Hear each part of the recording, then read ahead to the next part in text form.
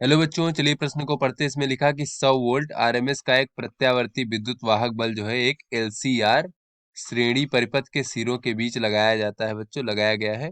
तो अनुनाद की स्थिति में प्रेरकत्व के सिरों के बीच तथा संधारित्र के सिरों के बीच प्रत्येक में जो है 400 वोल्ट का विभवांतर है। तो प्रतिरोध के सिरों के बीच विभवांतर कितना होगा बच्चों, ये हमें बताना है। 4 विकल्प दिए गए हैं। तो चलिए बच्चों, इस प्रश्न की मूल अवधारणा हम देख लेते हैं। तो बच्चों, इस प्रकार से हम अपना एलसीआर श्रेणी पथ का सर्किट बना लेते हैं बच्चों, परिपथ। तो बच्चों, ये हमारा एल हो गया, ये सी हो गया और ये हमारा आर हो गया।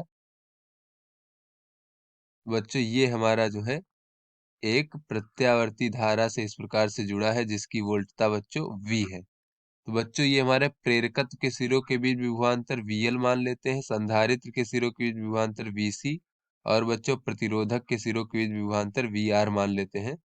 तो बच्चों, ये स्रोत का विभवांतर V बराबर होता है वर्गमूल वी आर का वर्ग धन बच्चों वी एल ऋण वी सी का वर्ग। तो बच्चों, ये हमारा स्रोत का विभवांतर इस प्रकार से लिखते हैं। तो चलिए बच्चों, अपने प्रश्न को हल करते हैं। तो बच्चों, इसमें जो है हमें स्रोत का विभवांतर V बराबर दिया गया है 100 वोल्ट। और बच्चों, जो बच्चों कहा जा रहा है कि अनुनाद की स्थिति में, अनुनाद की स्थिति में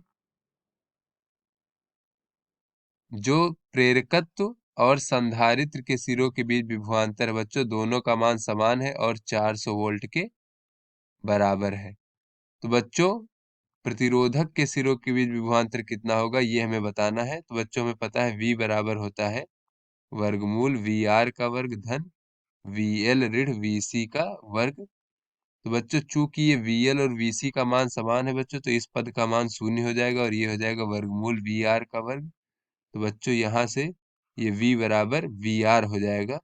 यानी अर्थात बच्चों, प्रतिरोधक के सिरों के बीच जो विभवांतर है वो स्रोत के विभवांतर के बराबर हो जाएगा। तो बच्चों, स्रोत का विभवांतर कितना है, वो 100 वोल्ट है। तो बच्चों, वी आर बराबर हमारा हो जाएगा 100 वोल्ट।